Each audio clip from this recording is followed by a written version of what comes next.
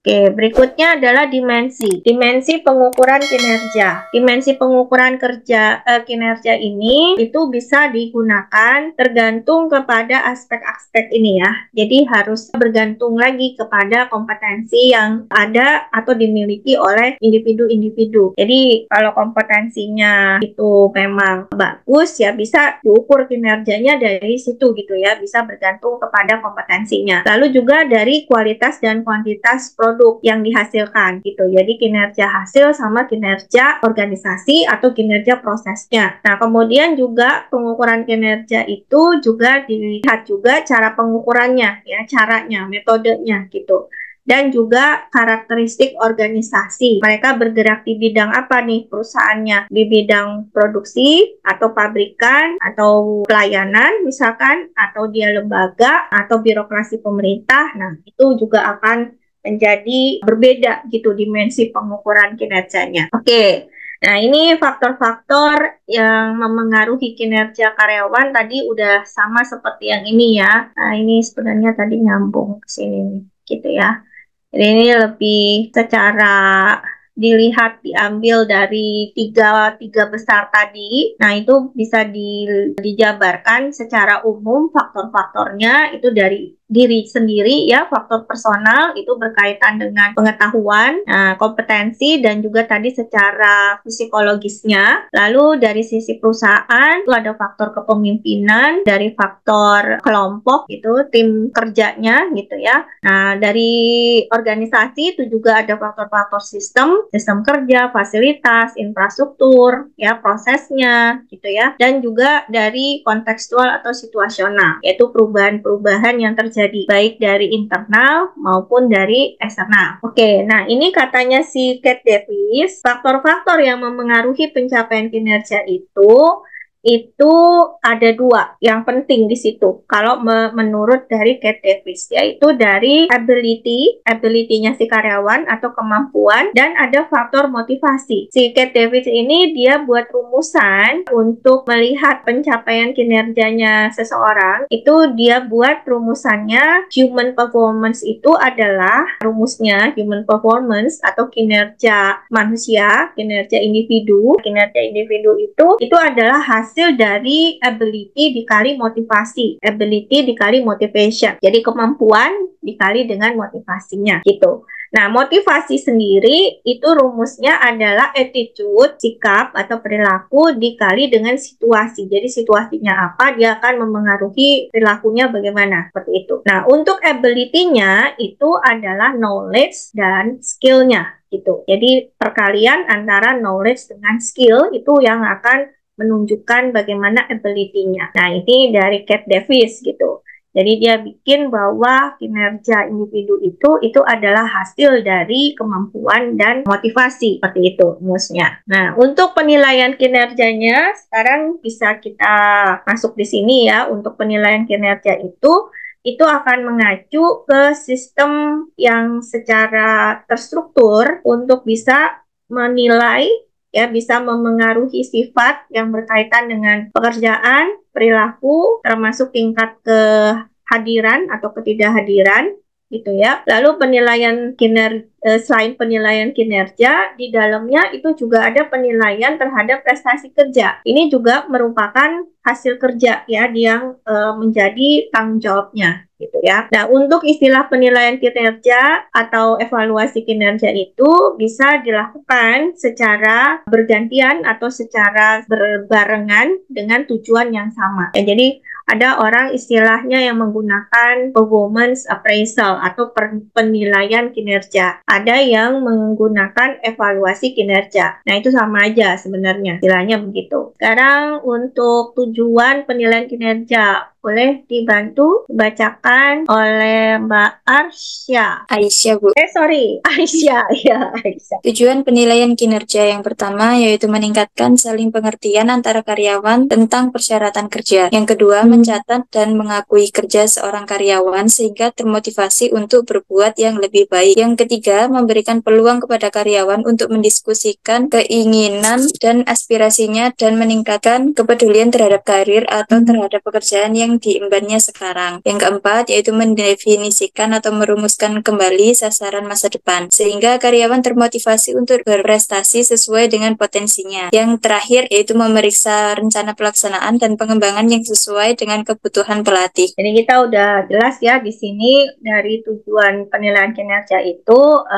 boleh disimpulkan intinya adalah untuk bisa mengembangkan karyawan itu ke depannya gitu ya. Jadi harapannya perusahaan kan pasti kinerjanya semakin hari semakin baik. Jangan tahun ini bagus, tahun berikutnya setelah dapat penghargaan kok malah turun gitu. Nah, karena apa? Karena ini menjadi penting ya, kinerja karyawan ini sangat berpengaruh gitu terhadap kinerja dari perusahaan itu. Artinya apa? Artinya kinerja perusahaan, bagus tidaknya perusahaan atau sukses tidaknya perusahaan itu bergantung kepada kinerja karyawannya. Kalau karyawannya males-malesan, kalau karyawannya tidak produktif, karyawannya tidak punya prestasi-prestasi yang bisa dibanggakan gitu ya, ya tentu bagaimana organisasi atau perusahaan itu juga punya kinerja yang baik ya, pastinya enggak gitu ya. Kemudian ini aspek-aspek yang digunakan untuk mengukur kinerja gitu ya, saya ambil dari Dassler dan dari Mangkunegara. Kalau dari Dassler itu yang digunakan bisa dari kualitas kerjanya, dari produktivitas ya atau kuantitas, dari kompetensi, pengetahuannya, keterpercayaan, ketersediaan atau ketepatan waktu, dan kebebasan. Itu yang bisa digunakan sebagai ukuran kinerja karyawan menurut Dassler. Nah, kalau dari Mangkunegara hanya ada 4 aja, jadi dibuat lebih simpel, lebih sederhana gitu ya, yaitu dari sisi kualitas, kuantitas, dapat tidaknya diandalkan. Jadi orang ini, karyawan ini nanti di dalam penilaian kinerja ini apakah dia bisa diandalkan, apakah dia bisa mengerjakan seluruh tanggung jawabnya misalkan gitu ya, dan sikapnya gitu ya. Jadi sangat simpel.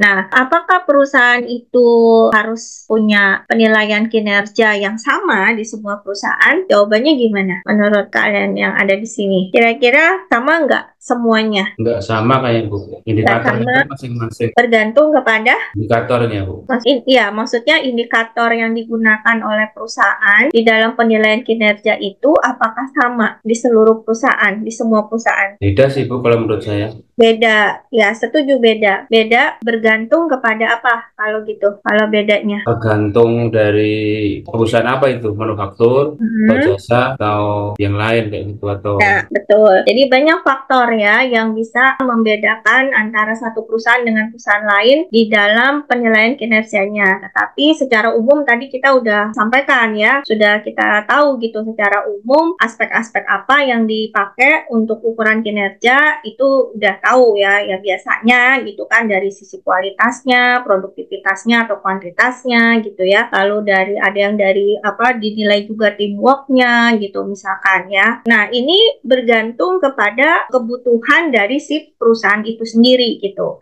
Jadi perusahaan ini dia kan punya visi misi kan gitu ya, punya tujuan atau sasaran yang ingin dicapai. Nah, sasaran yang ingin dicapai ini dibutuhkan dengan kinerja karyawan yang seperti apa gitu. Jadi itu turunannya nanti. Baru di situ bisa tahu oh karyawannya harus bisa maksudnya harus dituntut harus bisa setiap tahun itu mengeluarkan inovasi. Nah, berarti ada di dalam penilaian kinerja itu inovasi karyawan. Misalkan seperti itu gitu loh ya.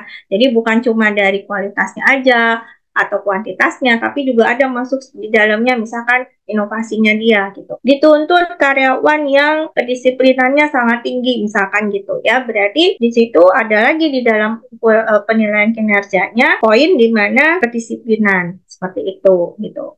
Atau misalkan dilihat dari core values-nya perusahaan, nilai-nilai budaya inti, nilai-nilai inti dari perusahaan. Ada perusahaan yang menerapkan nilai-nilainya itu caring, misalkan ya, kemudian harus tepat, harus profesional. Nah, bagaimana tuh penerjemahannya profesional itu? Berarti dia harus bagaimana kinerjanya yang menunjukkan dia profesional.